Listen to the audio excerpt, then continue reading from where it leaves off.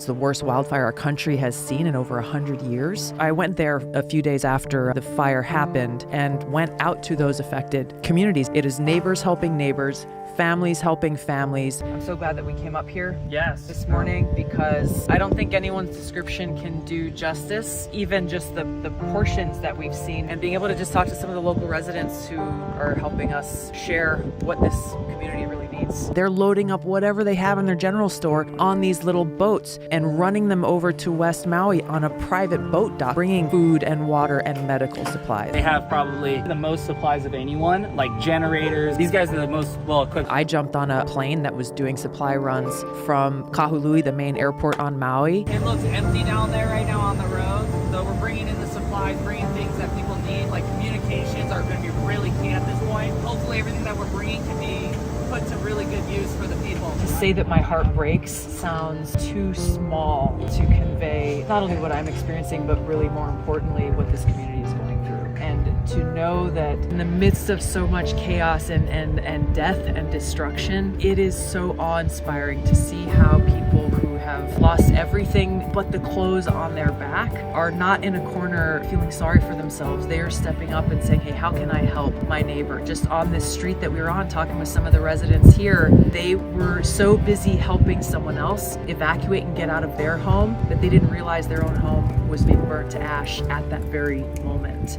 But in the meantime, I ask you to join me in sending your prayers and your love, your thoughts, and your aloha during this incredibly tragic and trying time. I'm here with my friend Lenny, who was really among the very first on the ground in West Maui responding to this most tragic fire. It's been a year. It's hard to believe that this much time has passed, and I got to tell you, I travel a lot all over the country, and almost everywhere I go, there's at least one person, but usually more than a few, who stop and ask, how are the people on Maui doing? There's been many prayers and donations and people who have been keeping our friends, our family, our neighbors in Lahaina and West Maui and all of Maui in their hearts. I want to bring in Lenny here, and we'll go over kind of just a brief summary of what happened a year ago, why this is significant for us to mark this anniversary today, and really where things are now. As you know, headlines move very quickly. The country was watching, people around the world were watching what was happening in this tragic fire. It was the worst wildfire that the United States of America has seen in over 100 years. But as the world turns and events happen, headlines move very quickly, and our concern from the very beginning was that the people of Maui would be forgotten. Their stories, their hardship, and their tragedy and loss would be forgotten in the chaos and the constantly fast-moving headlines. So thank you to all of you who have been asking about how they're doing, those of you who have been keeping the people of Maui in your heart, in your hearts, and in your prayers. And for those of you who may be tuning in and don't know or don't remember exactly what happened, 102 people were killed because of this tragic and historic wildfire that occurred on August 8th and 9th on Maui, in West Maui. It was hurricane force winds whipping across the islands. There were multiple fires. Flames ultimately claimed at least 19 homes and scorched over 1,000 acres.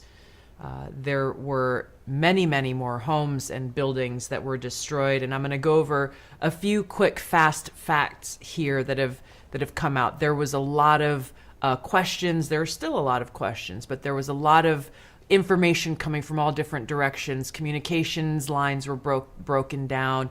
Different levels of government weren't talking to each other. There were a lot of hardships and failures that occurred in the response to this tragedy. But I'm going to give you a summary of what we know now.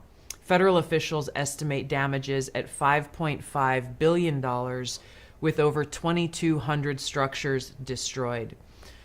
From the governor of the state of Hawaii, their initial estimates to the damage to infrastructure and lost revenue because of loss and downed rates of tourism put the losses at around $6 billion, but they expect that after all of the claims are paid, the total loss will likely be closer to $12 billion. Nearly half of Maui residents are saying that their financial situation has worsened since these Lahaina fires. 1 in 5 families are seriously considering leaving the state because they feel like they have no other option because they're having a hard time just surviving. A majority of people, 81% of fire survivors and 65% of residents of the county of Maui since the fire, 30% of fire survivors have had their own family members forced to leave. There have been a survey that included almost 2,100 Maui residents, over 1,100 of them personally and directly impacted by these fires. 59% of those survivors have moved at least 3 or more times in the aftermath of the fires. And this has been one of the biggest challenges, especially for families with kids or kupuna, elderly, that they're taking care of, this constant moving, this constant fear of relocation. How do you begin to bring back some sense of normalcy in your life when you're constantly being jerked around by the system? You're constantly having to fight against bureaucracies just to get basic assistance. The level of frustration has been very high. The unaffordability of families to be able to find a new home, even for a year or 2 years, as they start to look at, before they can even begin to look at what does rebuilding look like? What will it cost? How does that process begin? This has been very hard because the cost of living in Hawaii as a whole and on Maui County is very, very high. It's not unheard of for a single family home to rent for $6,000 a month, $7,000 a month. And when you look at the cost of the loss that these families have gone through, many of them still having to pay mortgages and other costs on the homes that they've lost, on top of what these new costs will bring just for their families to survive. Kai was instrumental in the initial response. In the very first few days and the weeks, months that followed. But what I saw and what I experienced there, and getting there a few days after, I stayed with Kai and his wife Molly. They were very kind and generous in opening their home. But those few days that we spent together there, it was very eye-opening to see how this community that had been so devastated was still quite disconnected from a communication standpoint, from a support standpoint, from a first responder standpoint, medicine, prescription medication, food, gas. I mean, the basic subsistence needs that this community would need in the aftermath, any community would need in the aftermath of a disaster, still was not occurring. The state, the county even, and the country, they were not telling the real story of what was going on there. So recently, I just want to tout some recognition that the Maui surfing community received in receiving the prestigious humanitarian award at the ESPYs. Kai and his wife Molly were there. Uncle Archie Kalepa was there, as well as others who were integral in this first response. Kai, thank you so much for making time to be here. Can you see me and hear me okay? Yeah, it sounds Awesome. great, Tulsi. Awesome. Thank you so much. It's hard to believe that a year has gone by. I know that you and Molly and your ohana are continuing to remain engaged and continuing to respond to the needs that are very, very real still. But I'm wondering if you can give us just, what has the experience been like over this past year that's gone by? You know, the year itself has felt like a long time, but also it went by really quick. Can't Yeah. even believe it's been already a year. I know. And, it's faded from a lot of our memories because, life moves pretty fast. But at the end of the day, because it's our hometown and it's in our backyard, you get to see it every single day. And it still hasn't sunken in quite totally that the town is gone, especially because we've still been blocked off from going into Lahaina town. They Mm. just recently opened up the road through Lahaina, and all the streets are blocked off. But there's been actually some really good progress made in the town as far as the cleanup goes, which to me is quite surprising. I think based on the response originally, I was thinking, gosh, it's going to be 10 years before anything happens. Just Yeah. classic Hawaii red tape and things. I think the public pressure and the whole world watching, everything's moved actually a lot quicker, and that's huge because It's we want huge. people to be able to get back to their home, these legacy homes that are some 7 generations back. Yeah. People that didn't have mortgages on their houses, they didn't have any overhead when it came to it, and obviously now they have to rebuild their homes, and that's going to cost a lot. And because of the price of living in Hawaii and on Maui, you had up to 6 families in one house, which seems absolutely insane. And imagine if you have like 4 or 5 family members per family, and there's 6 of you. Like, Yeah. how is that even possible? So, you know, the soul of Lahaina is the people, and if the people leave, then the soul of Lahaina disappears, and we might be on the cusp of having another Waikiki. Exactly. So hopefully, if we can just rebuild as quick as possible, then everyone, that soul can stay, where it belongs. Your wife Molly grew up over there on that side of the island. I think her and her family had a small business there, and so this really hit close to home, specifically for your family, in particular. And I know one of the fears that we heard most from people as we were going around just in the few days in the aftermath of the fire was that there would be some kind of forced displacement, that outside investors or venture capital funds would come in and purchase this land that had just been destroyed for pennies on the dollar. And like you said, those who had grown up there for generations in many cases would be forced out. Have you seen any indication of that, or what has the community done to protect itself against that from happening?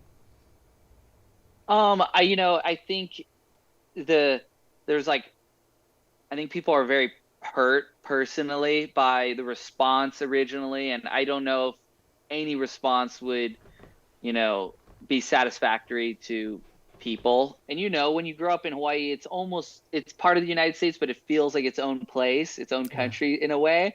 We're just so far removed, and so many people feel hurt by how Hawaii became part of the United States. And, that's history now. That's like, there's nothing we can do about that. But I thought this would have been a real great opportunity based on the response, how you could sort of make it up. Maybe not Yeah. totally to the Hawaiian people, but in enough of ways that the country showed the maximum support, which I don't think it actually happened, which was a No. missed opportunity, I thought. But that being said, the public pressure on, anyone that was going to buy it for, you know, ill purposes, to make money, to make new developments, to take neighborhoods and turn it into condos, to turn it into hotels or whatever it may have been. I think, anyone could go out and buy it and do it. And I'm sure there's plenty of people that want to move on with their life because of the trauma that they experienced in Lahaina, and Yeah. they've already resettled somewhere else because it's already been a year.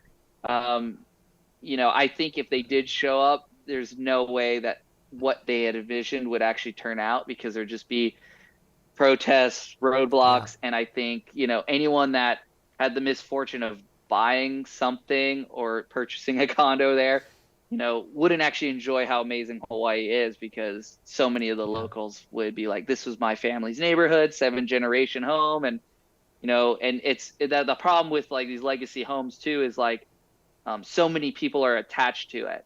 Yeah. And so if one person wants to sell and the rest of the family doesn't, then you got these Yeah. just conflicts, and it's just sticky. Yeah. And so the best thing is to just, I guess, try to rebuild. And if the town, ends up in a better place at one point, and people do want to sell, then, they're selling that house. But it's after the fact. It's not in this like high tensioned Yeah. time. And Yeah. there's tensions are still really high a year later. And, everyone got $700 per family or per household rather, which when you have six families in one household, that's like everyone gets like, $75 or something, which is Yeah. crazy.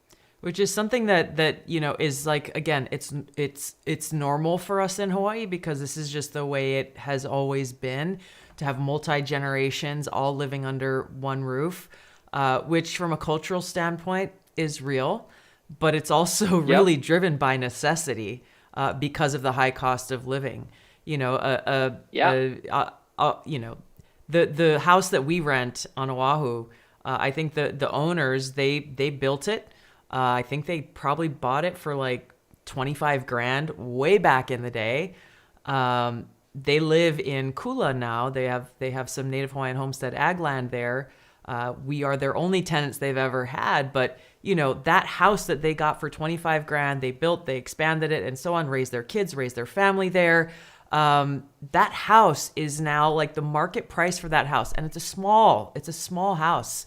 It's like $1.4 million. And Crazy. that's normal. And that's the thing, is that, so you take a house that's like $1.4 million and then you translate that to today's rent, then you can see why you have that multi-generational families under one roof, and why everyone is so protective of maintaining that ownership and maintaining that space and that history and culture that comes with it.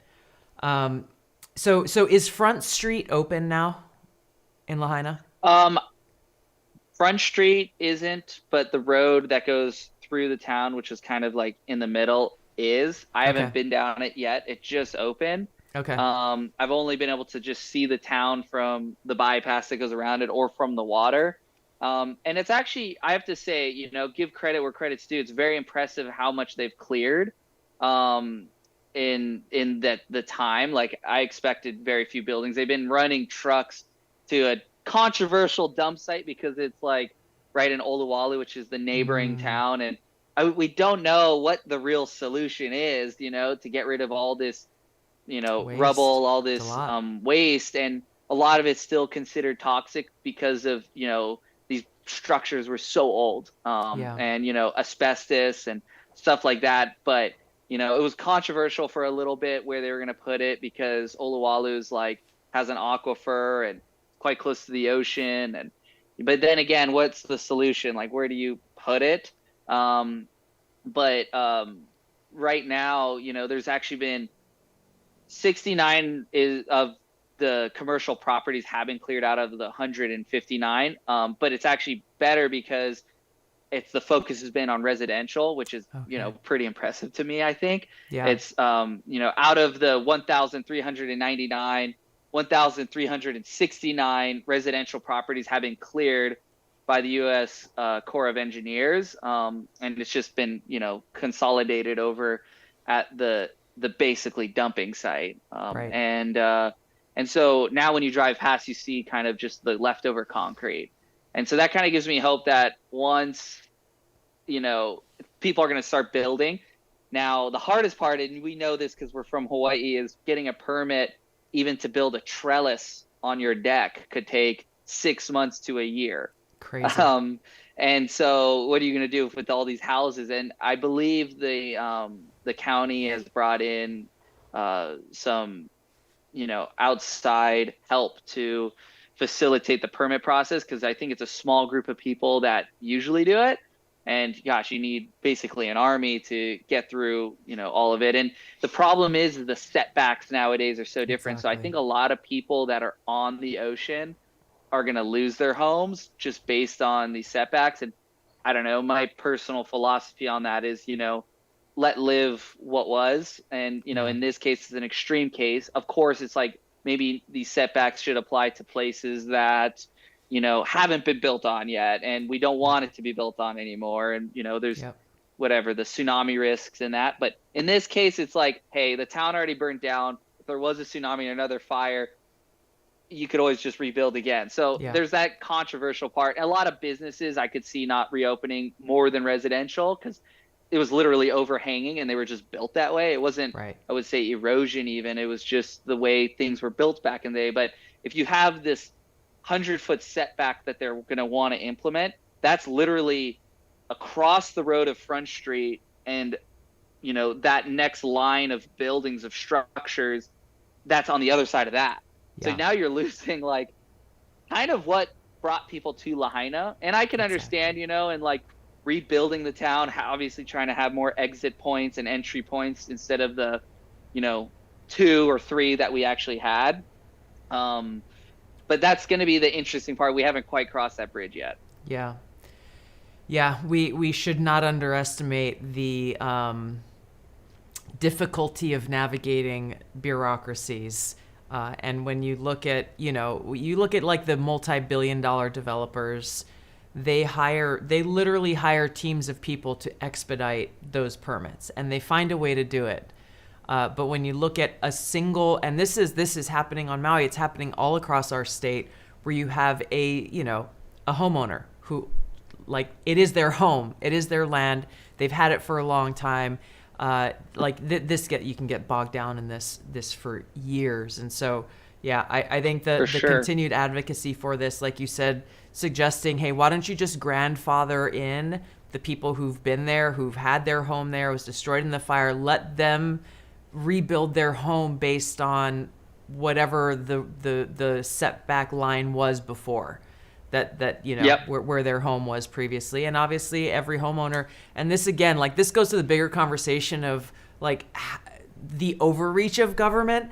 Like, hey, if it's my land, then let me incur the risk because I'm paying to rebuild my house. You're not paying for it. You're not incurring the risk. And so if I want to put it close to the water, knowing like, yeah, we could have a big surf, like really big surf, like I need to be able to make that decision for myself. I don't need the government telling me what I should or should not do with my land and my property.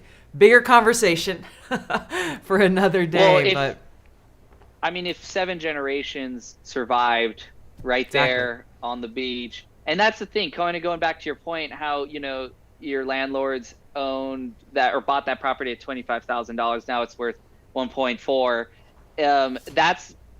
We see that significantly in Hawaii, how you could grow up and your dream is to own your own place like anyone in your hometown, and you just are priced out of paradise. And most of my friends I grew up with, I've been quite successful with being a professional athlete, and I've been able to make my way in, but I have so many friends that you end up having to live on property, or you'll build an ohana, which is like, a smaller structure next to the main house. And that's like how you can stay in Hawaii without ending up having to move somewhere else. Yeah. And everyone that is Hawaiian or born and raised in Hawaii wants to be in Hawaii. It's like part of your soul, your DNA. But it's not even being able to buy it. It's actually property taxes. Yeah. So I can imagine you have, these legacy homes, and then you have people that buy mansions, and they build, these in beautiful buildings, beautiful homes, but then the mom and pop, the legacy home that's right squashed in the middle, their property tax is more than, they've ever paid, to originally buy it. And they're priced out and they have to sell. That's why it's funny. It's like, well, why are they selling? It's like, well, it's the tax on just living there. Yeah. And, they're going to have to pay way more.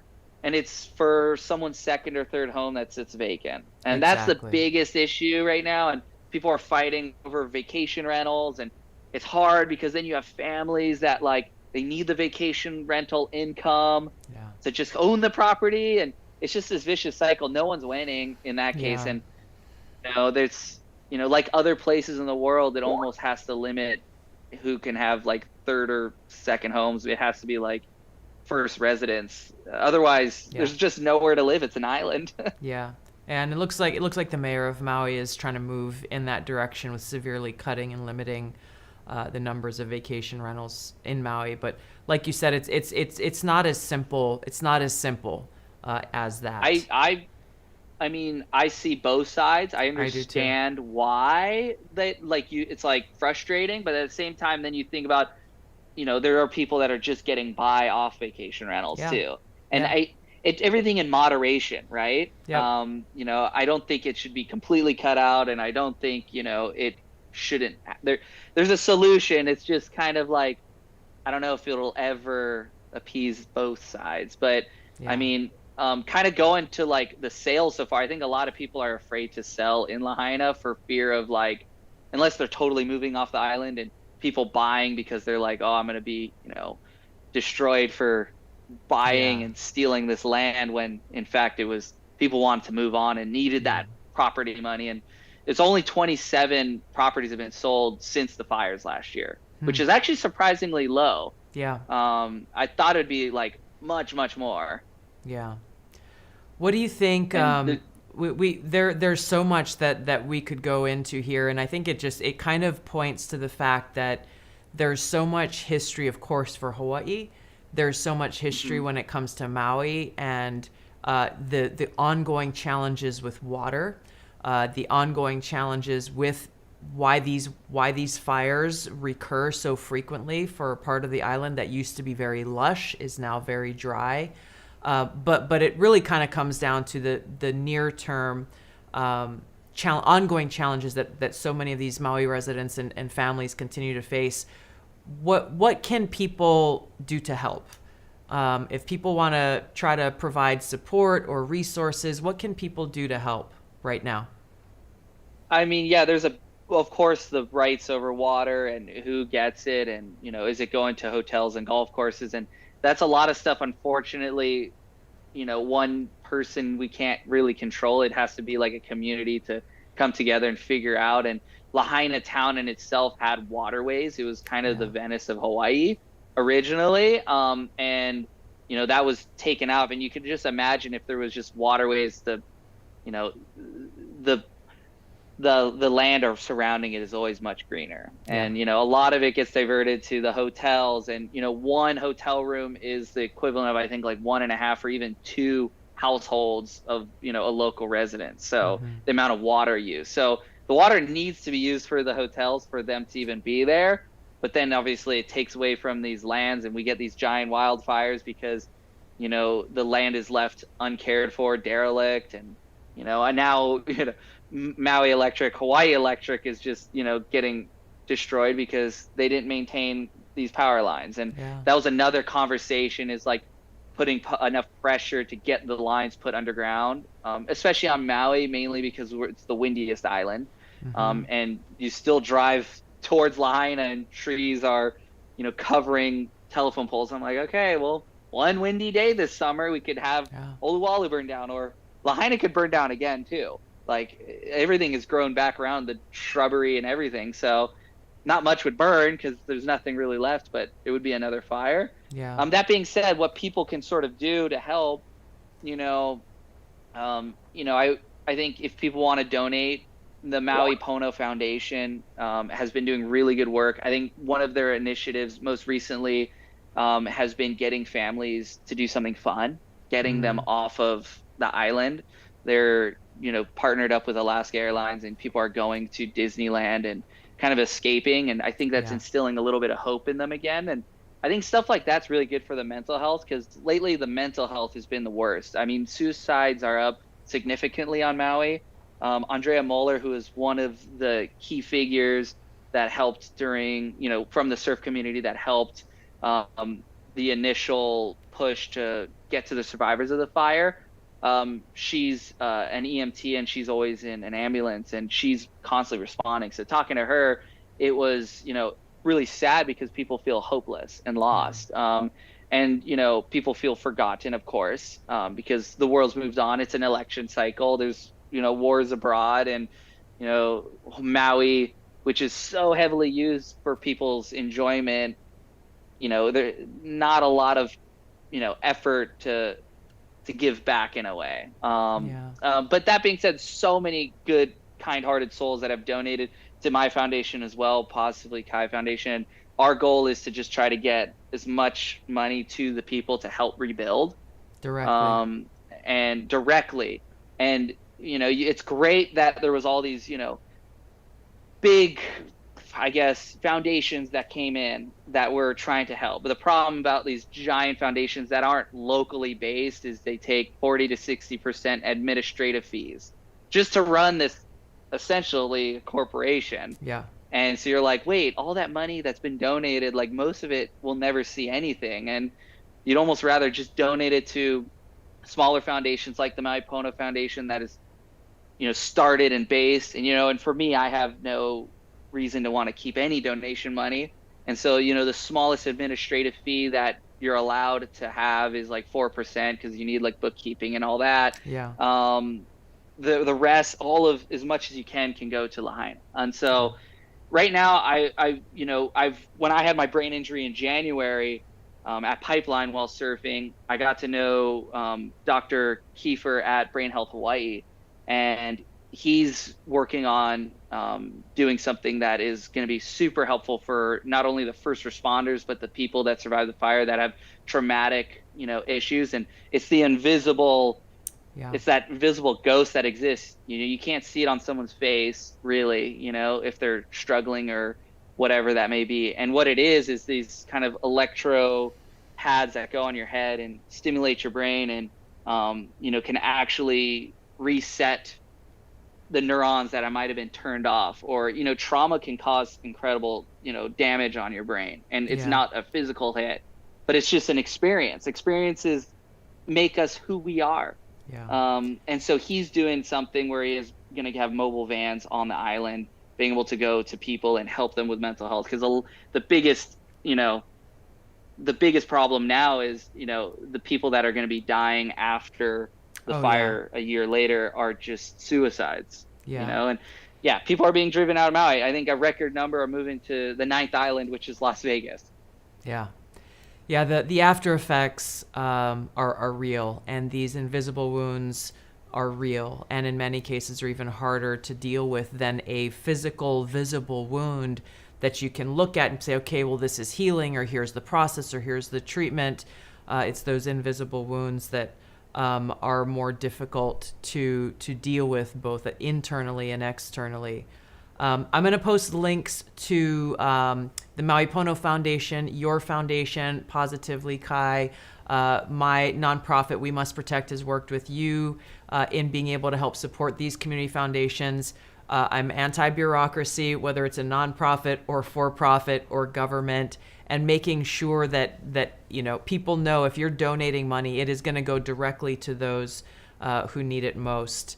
Unfortunately, we're out of time here today, Kai, but I just want to personally thank you again for your heart and all that you and your family have done for so many people, and all that you're continuing to do. And it'd be great to check in again, periodically, maybe in a few months, just so that we can help kind of keep the voices of the people of Maui at the forefront, so that all that they have been through and all that they are continuing to tackle is not lost. Thank you so much. Well, thank you, Tulsi. Good to see you. Talk to you soon. Good to see you too. See ya. Thank you, everybody, for tuning in. We'll be back soon with more updates and posting more information here in the description of the video. Aloha.